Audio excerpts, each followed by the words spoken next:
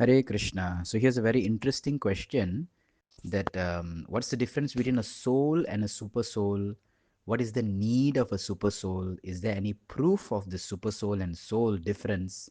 And also a question that from Bhagavad Gita 10.20, the Lord Himself says, aham atma gudakesha. So He says that He is the soul. So why is there a difference between soul and super soul or what? So in our Gaudiya Vaishnava Siddhanta, we understand that the soul is a minute part and parcel of the Supreme Lord who is the Super Soul. The Super Soul or the Param Atma is the eternal witness which is sitting in the hearts of all living beings.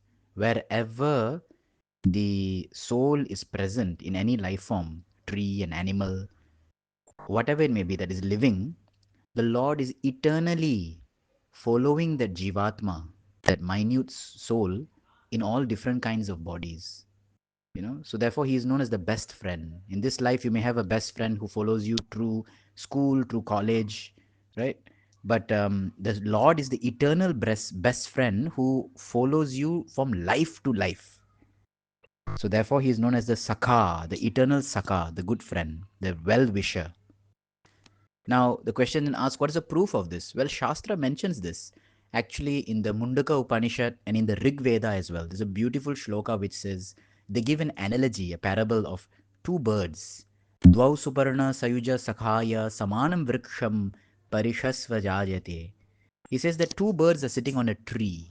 One bird is busy eating the fruits of the tree, while the other bird is simply just watching his friend, thinking, when will this bird stop trying to enjoy the fruits of the tree, but instead look towards me, his real friend, his real well wisher. So here the understanding is the bird which is eating the fruits is the Jivatma who is so greedy to live out his material existence, enjoying the fruits of his karma or the body, which is like the tree. Whereas the bird which is just watching is the super soul, the Lord, Paramatma, who guides within the heart. So he's always watching. Why is the jiva not turning towards me? Why is he always just trying to enjoy this body? So the same, similar actually, shloka comes in Srimad Bhagavatam also, 11th canto, 11th chapter, 6th verse, where it says the same thing, that one bird is so busy eating the fruits of the tree and another is just, watching him. It says that this bird which is not eating, who's just watching, is api balena bhuyan. He's more balena, he's more powerful. So therefore, it shows that the super soul is definitely greater, and that's the supreme Lord.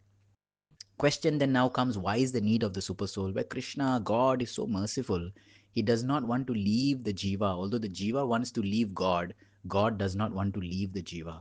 So the Lord follows, reminding the jiva, guiding the jiva.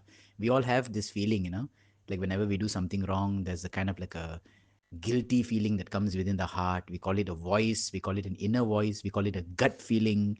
Well, this is actually Paramatma sending some signals. No, no, yes, and what. So the Lord is like that, very kind. Now, coming to the another question, part of this, um, they say that in Bhagavad Gita, the Lord quotes, aham atma gudakesha. Hey Arjuna, I am the Atma. So many people say that, look, there is no super soul and soul, they are both one. Well, we have to understand this section of Bhagavad Gita. This comes in the 10th chapter of Bhagavad Gita, which is called Vibhuti Yoga. Here, Krishna is going to explain his Vibhuti, which means opulence.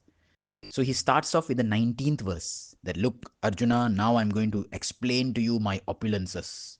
Of the best of the best of the best things you find in this world, that is me. That is my opulence. You find the greatest of the greatest, that is me.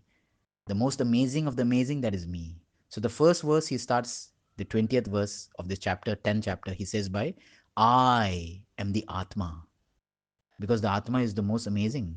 The soul is the most amazing. All of us have a soul. We are a soul, but we don't even realize it. Then in the next verse, if you continue reading, 10.21, he says that, of all devatas, of the best of the gods, I am Vishnu. Of the best of all illuminary objects, I am the sun. He says, I am the moon. He says, I am the Maruts. He says, I am this, I am the Himalayas, I am the Ganga, I am this, I am that. So that means, if you're going to take text 20 seriously, like, look, God says that He is the soul, then you should take all the other texts also seriously. But if you understand the section of Vibhuti Yoga, where the Lord is just showing that look of the most powerful things you see in this world, that is me.